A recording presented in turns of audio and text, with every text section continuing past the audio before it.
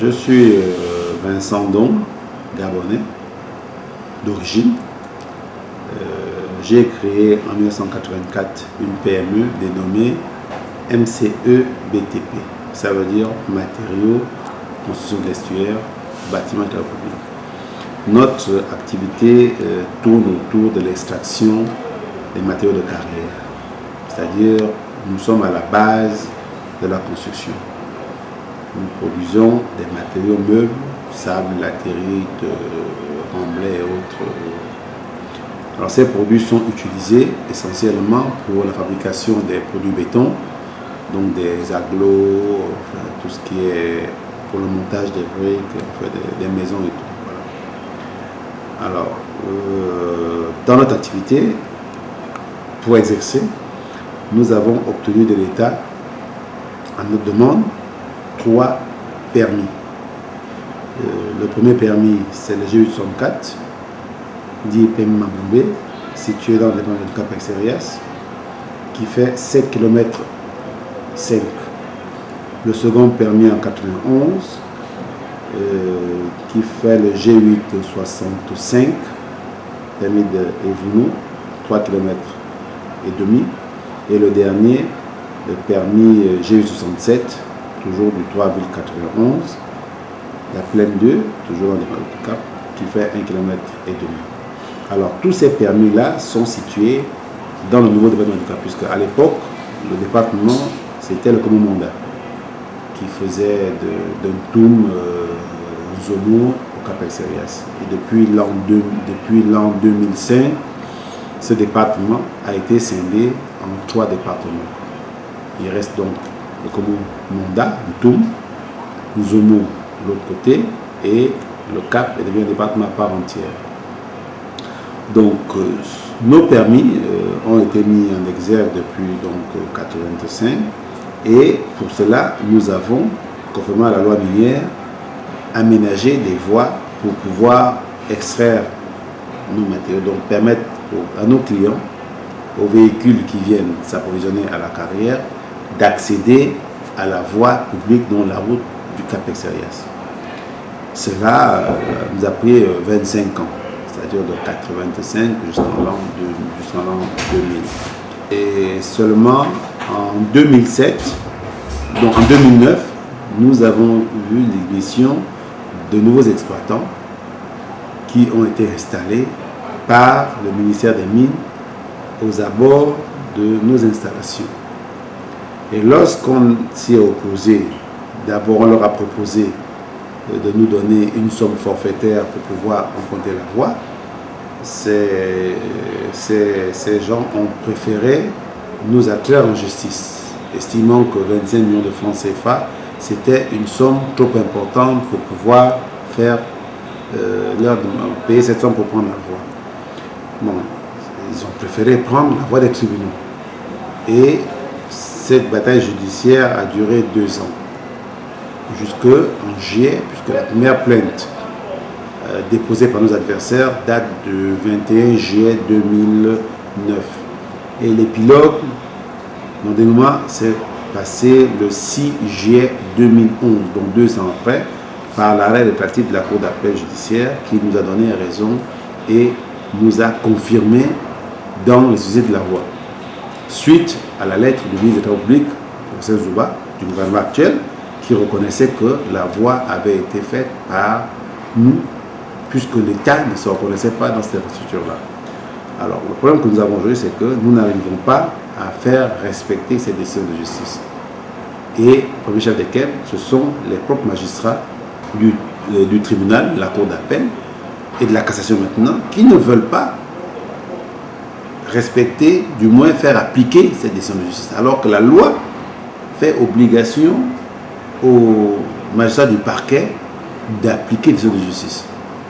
Donc nous ne demandons pas que l'État nous aide ou que quelqu'un nous aide, nous demandons simplement que le tribunal, la cour d'appel, cassation, respecte et fasse respecter leurs propres décisions. Mais bizarrement, ce n'est pas le cas. Ah. Et des soupçons pesant dans des collusions entre les exploitants et certainement de la juridiction pourraient être à l'origine de cela. Et bien sûr, nous avons des preuves. Je pense que la presse est sûrement édifiée. Nous n'accusons pas quelqu'un. Nous disons, nous avons pu mettre la main sur le livre de commerce de nos adversaires, donc des Maliens, en fait, des gens.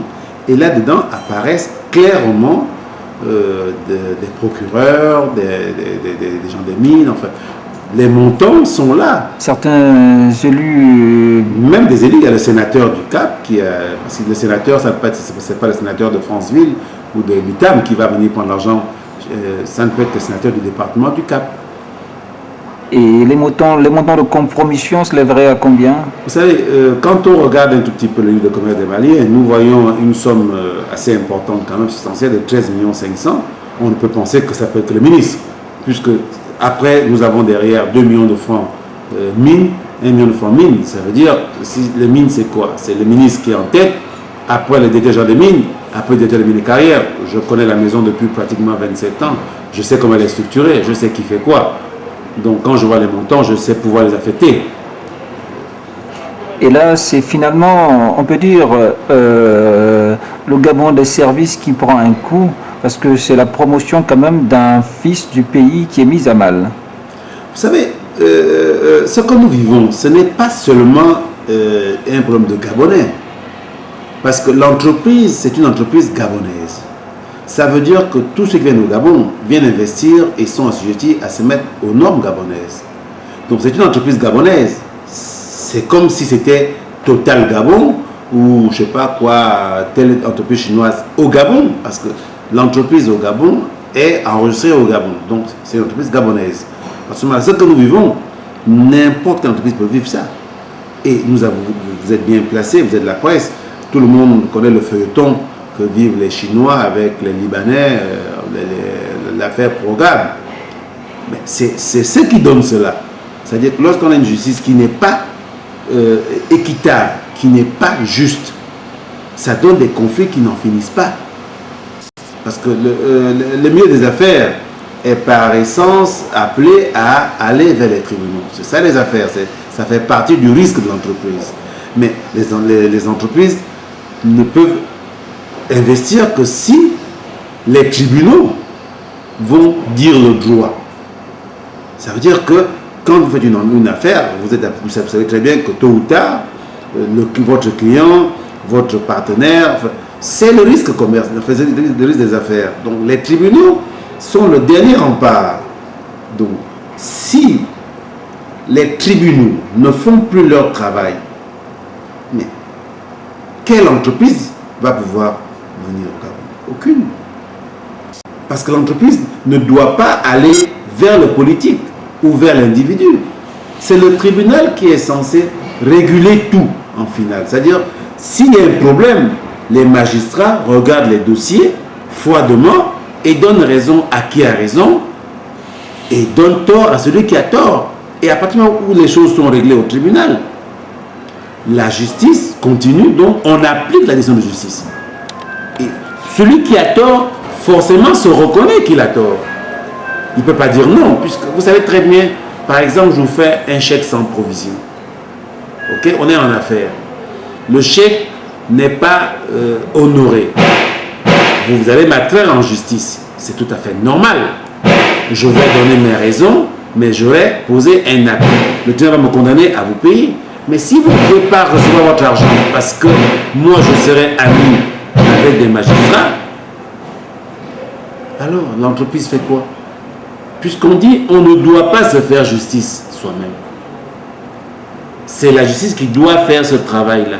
Donc tout le monde s'en remet à cette justice, mais si elle ne fonctionne plus, donc, il n'y a plus de garde-fou. Vous ne faites pas comme certains solliciter l'arbitrage des autorités politiques, notamment le chef de l'État?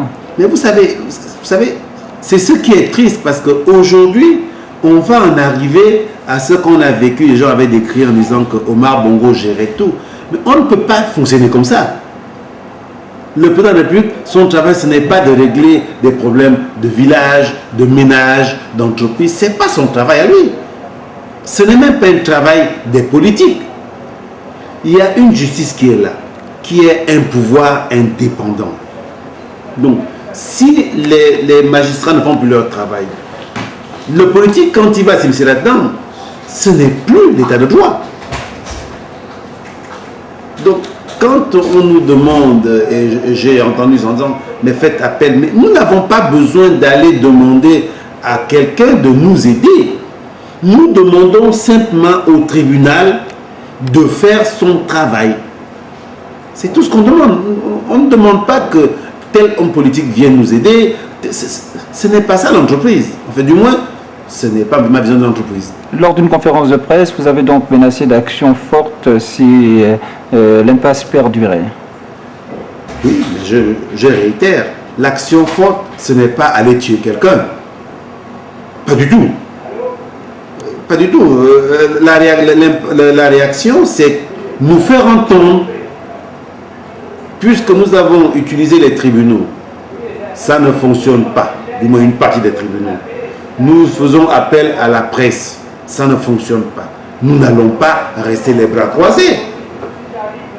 C'est vrai que nous n'allons pas, on n'est pas un parti politique pour dire qu'on va appeler des militants pour aller faire une marche, je ne sais pas quoi. Non, mais nous allons poser des actes qui feront qu'on sera obligé de voir ce qui se passe, puisqu'on n'entend pas ce qu'on dit. Résultat de course de tout ça, c'est justement le fonctionnement optimal de l'entreprise qui prend un coup. Vous savez, une entreprise fonctionne avec un flux de trésorerie. C'est-à-dire que l'entreprise produit des richesses, donc des recettes, et simultanément, il y a aussi des dépenses. Okay. Mais lorsque vous empêchez une entreprise de faire son travail, donc de produire les richesses, qu'est-ce qu'elle fait? Elle meurt. Donc on a l'impression que derrière cette affaire-là, certaines personnes, parce que c'est une affaire de personnes, en pensant me nuire à moi Vincent Dom, mais on nuit plutôt aux 40 employés que j'ai. Et pire, c'est qu'on met en retard l'émergence, parce que nous, on le dit, et tout le monde le sait, nous sommes en mesure de créer en 6 mois une centaine d'emplois durables. Nous sommes en mesure de faire chuter le prix des matériaux, c'est-à-dire des produits de base, comme le gravier, le sable, enfin le concassé comme on appelle le gravier couramment, le sable, les produits béton. On peut faire chuter ces prix de près de 50%. Je dis bien 50%. Nous avons la capacité de le faire. Est-ce que vous imaginez ce que ça peut représenter pour l'économie du pays? Si on arrive à faire chuter le prix du gravier, du caillou, du concassé, de 50%, c'est des milliards d'économies pour l'économie du pays. Et ça, je ne sais pas si les gens réalisent là. Nous sommes, je le dis, pour l'instant, la seule entreprise citoyenne capable de faire cela. Et je mets au défi quiconque, si on me laisse 6 mois, je crée 100 emplois et je fais chuter le prix du gravier de 50%. Nous sommes quasiment au terme de cette interview. Votre mot pour boucler? Ben, vous savez, le mot pour boucler, ce sera ce que tout le monde dit. Je pense que le chef de l'État, qui est un jeune comme moi, jeune, ce n'est pas forcément en âge, mais en esprit. Je pense que ce message, il va l'écouter. Je ne suis pas un homme politique. Le président de la République parle des 3 Gabons. Le Gabon vert, le Gabon des services et le Gabon minier. Nous sommes dans le Gabon minier. Et nous sommes la première entreprise gabonaise. Parce qu'il y a une différence entre les grands groupes comme Comilog, on fait tout ce qu'on veut, les Sokoba, les Colas, tout cela, et la PME gabonaise. Nous sommes la première PME gabonaise dans le domaine des carrières. Donc, le minier. Parce que le domaine minier est vaste. Le premier palier, si vous voulez, pour schématiser un tout petit peu, le CP1 ou le CP0 de la mine, c'est la carrière. Et après, vous allez monter le concassé, vous allez monter le manganèse, le pétrole, tout cela, ce sont des paliers. Alors, si les Gabonais, si les PME gabonaises ne peuvent pas s'approprier le premier palier, c'est-à-dire le plus simple qu'il y a à faire, simple, tout est relatif. La carrière, ça veut dire qu'il faudra attendre 1000 ans pour que demain on voit une entreprise gabonaise pouvoir faire du pétrole. Merci, monsieur Vincent Dom. Je vous remercie.